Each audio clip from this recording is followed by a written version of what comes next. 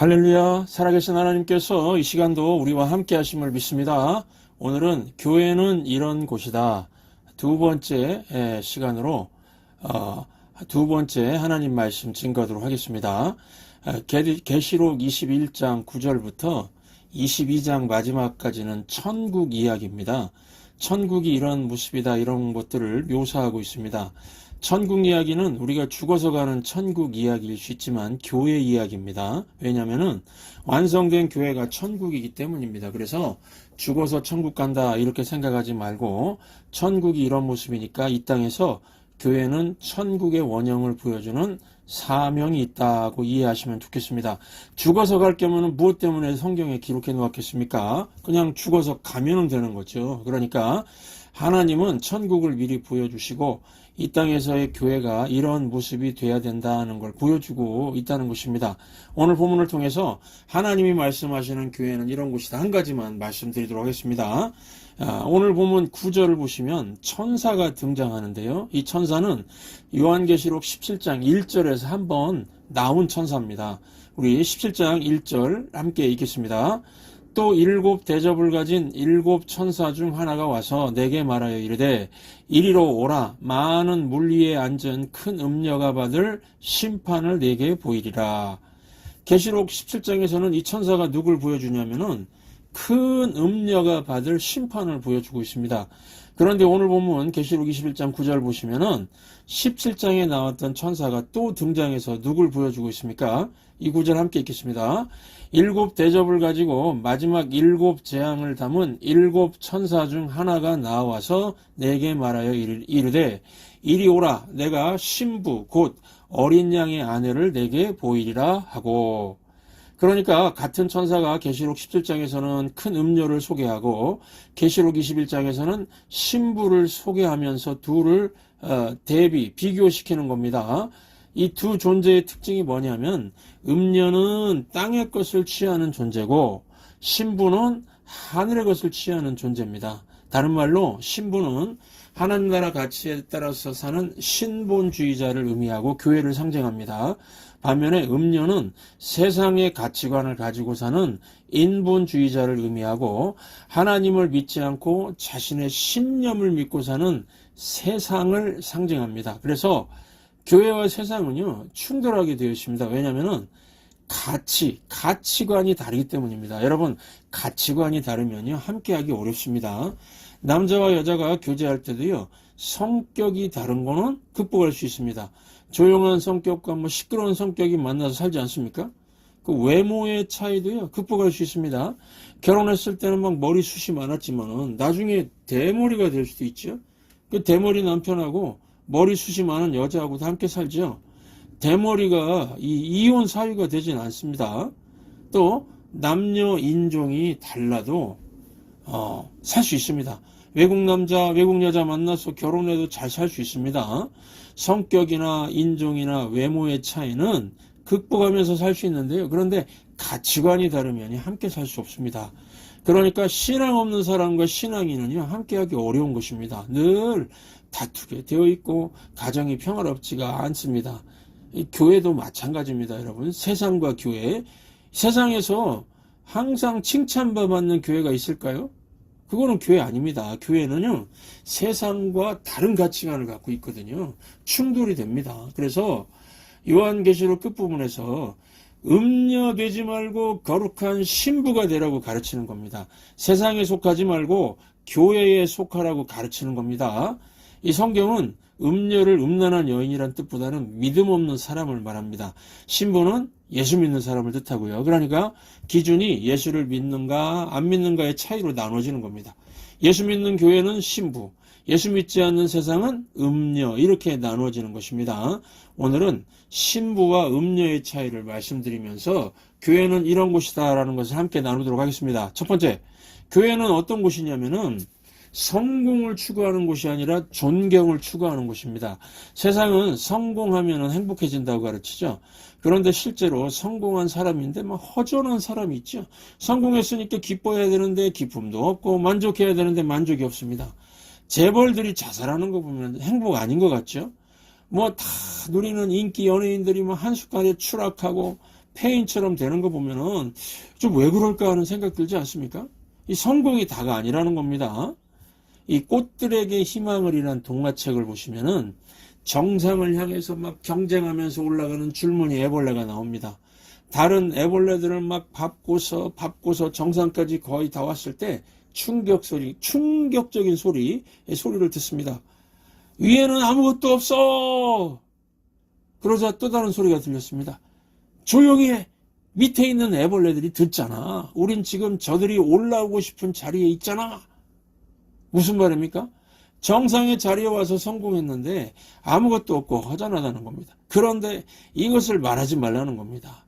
밑에 있는 애벌레들은 그래도 부러워하니까 그거라도 누리자는 겁니다. 여러분 이거 뻥치는 거죠. 정상에는 아무것도 없는데 뭔가 대단한 것이 있는 것처럼 포장하고 있다는 겁니다. 그러므로 속지 마십시오. 성공 추구하는 음녀의 길은 남들 보면은 부러워 보일 것 같은데 거기에는 기쁨도 없고 만족도 없다는 것입니다. 반면에 신부의 길은 어떻습니까? 교회가 무엇을 추구합니까? 여러분 믿음의 길은 과정의 길입니다. 기쁠 때나 슬플 때나 비가 오나 눈이 오나 우리 주님과 동행하면서 섬기고 희생하는 과정에서 존경이 나옵니다. 주님과 동행하는 과정에서 존경이 나오고요. 이 존경을 누리는 자에게 주님이 덤으로 주시는 것이 성공입니다. 마태복음 6장 33절 함께 읽겠습니다. 그런즉 너희는 먼저 그의 나라와 그의 의를 구하라. 그리하면 이 모든 것을 너희에게 더하시리라. 이 모든 것에 성공도 포함되어 있습니다. 그러니까 성공은 덤으로 주는 거지 추구하는 게 절대로 아닙니다. 돈은 버는 게 아니라 돈은 존경심이 생기면 누가 주는 겁니다. 사업할 때도요, 존경심을 받게 되면 돈은 누가 주는 거죠. 과정에서 사랑이 나오고 존경이 나오고요. 결과는 부수적이라는 겁니다. 교회가 이거를 가르쳐야죠. 성공해라, 경쟁에서 1등해라, 꼬리가 되지 말고 머리가 되라, 이런 거 가르치면 그 음녀의 길 가르치는 겁니다. 미국은 이 기독교 신앙의 뿌리가 남아서 그런지 일상에 신부의 길을 가르치는 흔적들이 남아있는 것 같습니다. 예를 들면은 미국 사람들이 편지 보낼 때 마지막에 적는 문구가 있습니다. With love and respect. 이런 편지 받아보셨나요? 사랑과 존경을 담아 이 편지를 보냅니다. 그런 뜻으로 편지의 마지막에 사인하듯이 쓰는 문구 with love and respect. 그죠? with love and respect. 사랑과 존경을 담아. 이게 우리 교회학교 교육의 목표입니다. 사랑과 존경을 받는 자녀가 되라. 1등하는 자녀가 되라가 아닙니다. 기쁠 때나 슬플 때나 비가 오나 눈이 오나 한결같이 예수님과 동행하면서 예배드리고 섬기는 과정에서 어린이들의 인격에서 존경이 뿜어져 나오게 된다는 것입니다. 그럴 때 하나님이 어린이들을 높이시고 모든 것을 더해 주신다는 겁니다. 우리 교회 청년, 장년 사역의 목표도 똑같습니다. 우리 공동체 안에서 서로 사랑과 존경을 받는 사람 되는 게 우리 교회의 목표입니다. 왜냐하면 이게 천국의 모습이거든요. 교인 숫자가 많아지고 헌금 수입이 많아지고 교회 건물을 확장하는 것이 우리 교회 목표가 아닙니다. 주님과 동행하면서 서로에게 사랑과 존경을 받는 사람 되는 게 우리 교회의 목표입니다. 여러분 이민교회 현실이 어떻습니까? 교회 안에 보면은 꼴 보기 싫은 사람이 있습니다.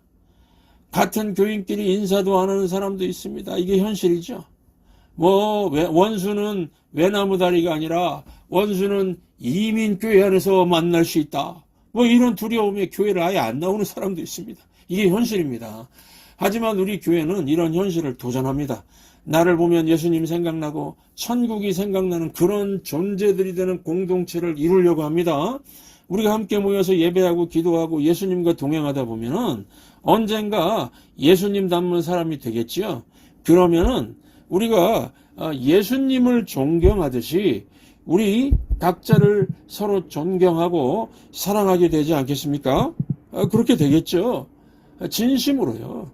그래서 예를 들면은 순원에게 이런 카톡을 보내는 겁니다. 굿모닝. 김 집사님에게 아이스 아메리카노 커피 한 잔을 대접하고 싶어요. 그러면서 마지막에 with love and respect 이렇게 적어 보내는 겁니다. 이거 최고의 카톡 아닙니까?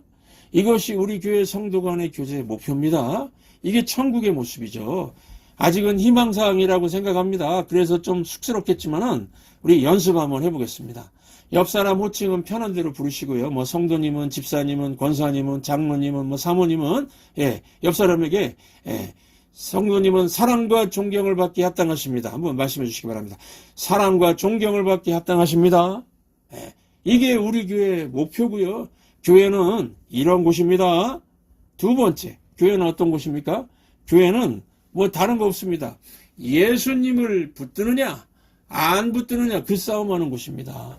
음녀가 사는 세상에는 예수님이 없지요. 그러니까 음녀의 삶을 특징 보면은 큰 거 찾게 되어 있습니다. 크고 강한 거 찾게 되어 있습니다. 왜냐면은 음녀는 속성이 약하거든요. 그러니까 크고 강한 것처럼 꾸며야 하거든요. 그래서 뭐 큰 바벨론, 뭐 로마 대제국, 뭐 큰 용사, 뭐 거인, 뭐 이렇게 말하지 않습니까? 막 크고 강한 거 부각시키려고 애를 씁니다. 그런데 여러분, 세상에서 누가 가장 강합니까? 부활하셔서 지금도 살아계신 예수님이 가장 강합니다. 우리 구주 예수님은 하늘과 땅의 모든 권세를 갖고 계시고 세상 끝날까지 우리를 보호해 주실 수 있는 분입니다. 우리가 환난과 시련을 만날 수 있지만 이걸 다 극복하게 해주시고 이길 수 있도록 힘주시는 분이 예수님입니다. 그래서 우리가 어려움 속에서도 이 평안을 잃지 않고 세상을 두려워하지 않는 것입니다. 예수님과 붙어 있으면 안전하거든요. 요한복음 16장 33절 우리 예수님 말씀 함께 읽겠습니다. 이것을 너희에게 이루는 것은 너희로 내 안에서 평안을 누리게 하려 함이라. 세상에서는 너희가 환난을 당하나 담대하라. 내가 세상을 이기었노라. 믿습니까? 아멘. 그래서요, 인생에서 가장 중요한 것은 가장 크고 강한 예수님과 함께 있는 겁니다. 약한 내가 힘을 키운다고 해봤자 뻔한 거고요. 가장 센 예수님과 함께 있으면 되는 겁니다. 계시록 17장 14절 함께 읽겠습니다. 그들이 어린 양과 더불어서 싸우려니와 어린 양은 만주해 주시오 만왕의 왕이시므로 그들을 이기실 터이요. 또 그와 함께 있는 자들 곧 부르심을 받고 택하심을 받은 진실한 자들도 이기리로다. 여러분 우리가 어떻게 이기는 겁니까? 예수님과 더불어 있으면 이긴다는 겁니다. 이게 음녀와 신부의 가장 큰 차이입니다. 음녀는 예수님을 믿지 않는 존재고 예수님이 없는 존재니까 자기 힘으로 싸웁니다. 자기가 크고 강해져서 싸우려고 하니까 대단해 보이는 것 같지만요. 한순간에 그냥 훅 갑니다. 한순간에 무너집니다. 반면에 어린 양 예수 그리스도의 신부는 어떻습니까? 예수님과 더불어서 함께 있으면은 그냥 뭐 어쩌다가 승리, 빅토리, 승리하는 겁니다. 내가 한 게 별로 없습니다. 대적은요, 내가 무너뜨린 게 아니더라는 겁니다. 제가 인생을 살아보니까 저의 대적을 제 손으로 무너뜨린 적은 거의 없는 것 같습니다. 예수님 붙들고 살다 보니까 저의 대적이 어느 순간에 망해 있었습니다. 대적들이 그냥 분열이 일어나서 예수님 있게 만드셔가지고 그냥 망하게 하는 걸 여러 번 체험했습니다. 그래서 교회는요, 다른 거 하는 게 아닙니다.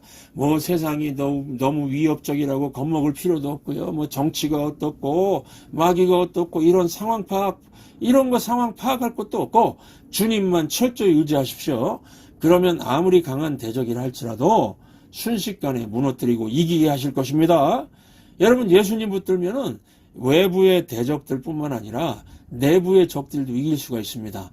우리가 살면서 뭐 눌림, 압박감, 스트레스, 불면증, 우울증 이런 것들과 싸우게 되는데 이것들은 영의 문제입니다. 이 문제 해결책은 예수님 말씀입니다. 우리가 예수 그리스도의 이름으로 기도할 때 주의 음성 듣는다고 하죠. 대부분 우리 마음에 성경에 있는 말씀을 풀어주실 때가 참 많습니다. 참 신기한 거는요. 우리가 예수님 말씀을 들을 때 눌림과 패배감에서 이기는 힘을 주십니다. 모아둔 재산 다 날려버리고 심각한 가난에 빠진 분이 있었습니다. 이분이 기도할 때마다 예수님께서 시편 23편 말씀을 들려주셨답니다. 그래서 여호와는 나의 목자시니 내게 부족함이 없다를 입에 달고 살았다고 합니다. 실제 삶은 모든 것이 부족했고 부족해서 죽을 판이었는데 부족함이 없다 외쳤다고 합니다. 불신자들 눈에는 이거 망해서 미쳤다고, 그냥 미쳤다고 생각이 들었을 겁니다. 그런데 이분이 무슨 경험을 하게 되었을까요? 부족함에서 벗어나는 자유를 경험했다고 합니다. 이 자유라는 게 다른 말로 이기게 한다는 뜻입니다. 그러니까 예수님 말씀 들을 때 눌림과 패배감에서 이기게 하는 힘을 얻게 되었다는 것입니다. 여러분, 왜 목사들이 그렇게 주일 예배를 강조할까요? 주일에 딴 거 하지 말고 예배 오라고 하는 이유가 무엇일까요? 주일은 단순히 일을 안 하고 쉬는 날이 아닙니다. 예수님 말씀이 내 안에 들어오는 날입니다. 어느 전화 상담원 얘기입니다. 전화 상담원은 이 감정 노동이 아주 심한 직업입니다. 전화 거는 사람들이요, 그렇게 욕을 많이 한답니다. 그래서 언어 폭력으로 늘 시달리니까 전화 받다가 그냥 쓰러질 수도 있는 직업이랍니다. 그 전화 상담은 이대로는 안 되겠다 싶어서 전화의 그 연결음을 가족의 목소리로 바꿔봤답니다. 어느 날은 전화 연결음을 남편 목소리로 말하게 했다고 합니다. 따르릉, 착하고 성실한 제 아내입니다. 병든 시어머니 모시고 있는 효부입니다. 항상 밝은 모습을 잃지 않는 고마운 사람입니다. 밝은 모습 계속 지니도록 격려해 주세요. 이렇게 남편 목소리로 녹음된 전화음을 상대편이 듣게 되는 거죠. 또 어떤 날은 전화 연결음을 딸의 목소리로 말하겠다고 합니다. 내가 제일 좋아하는 엄마예요. 엄마는 친절한 사람 만나면 행복해해요. 사랑과 따뜻함으로 전화 나누세요. 그럼 엄마 바꿀게요. 이렇게 전화 연결음 바꾼 다음에 전화해서 막 욕하고 소리 지르는 사람이 확 줄었답니다. 화를 내려고 해도 화를 내지 못하는 일이 벌어졌다고 합니다. 이유가 무엇일까요? 소리가 마음에 들어왔기 때문입니다. 밖에 있는 소리가 마음 안으로 들어오니까 욕하던 사람의 마음이 변했다는 겁니다. 여러분, 소리만 들어와도 사람은 변합니다. 그러니 오늘 예배 드리면서 예수님 말씀이 우리 마음속으로 쑥 들어오면 얼마나 큰 변화가 일어날까요? 우리가 찬양을 부르고 설교를 듣고 기도하는 가운데 예수님 말씀을 들으면요, 우리를 괴롭히는 눌림, 압박감, 스트레스, 불면증, 우울증을 이기는 영적 강건함을 체험하게 될 것입니다.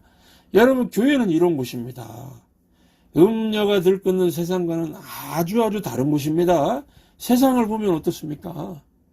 하늘의 것을 구하게 하소서라는 찬양 가사를 보시면요, 세상을 보니 그들이 증명하는 건 명예와 가진 재물과 힘과 자랑뿐이라. 크고 화려한 성공을 추구하는 것 같은데 헛되고 헛되다 허망한 것들이라고 그렇게 얘기합니다. 줄무늬 애벌레같이 그냥 사는 모습이라는 겁니다. 그러면서요, 가장 귀한 예수님을 부인하면서 사는 게 세상이라는 겁니다. 하지만 교회는 정반대입니다. 주님을 믿고 주 안에 살아가는 거 얼마나 복된 일인지 증량할 수 없노라. 이렇게 찬양으로 고백하는 게 교회입니다. 왜 그렇습니까? 우리가 일상에서 주님 의지할 때에 실제로 외부의 대적들, 내부의 대적들을 물리쳐 주시는 예수님 체험하지 않습니까? 지난주도 체험하고 이 자리에 오셨지요. 저도 체험하고 왔습니다. 예수님이 이기게 하셔서 제가 이렇게 이 자리에서 말씀을 선포하고 있습니다. 그래서 교회는요, 위대하고 강하신 예수님의 이름으로 우리 서로 각자 서로를 위로하고 격려하는 곳입니다. 우리 한번 연습하겠습니다. 옆 사람에게 말씀해 주세요. 힘내세요. 예수님이 잘해 주실 겁니다. 자, 힘내세요. 예수님이 잘해 주실 겁니다. 여러분, 교회가 어떤 곳인지 감 잡으셨죠? 예, 됐습니다. 우리 기도하겠습니다. 세상을 보니 그들이 증명하는 건 명예와 가진 재물과 힘과 자랑뿐이라.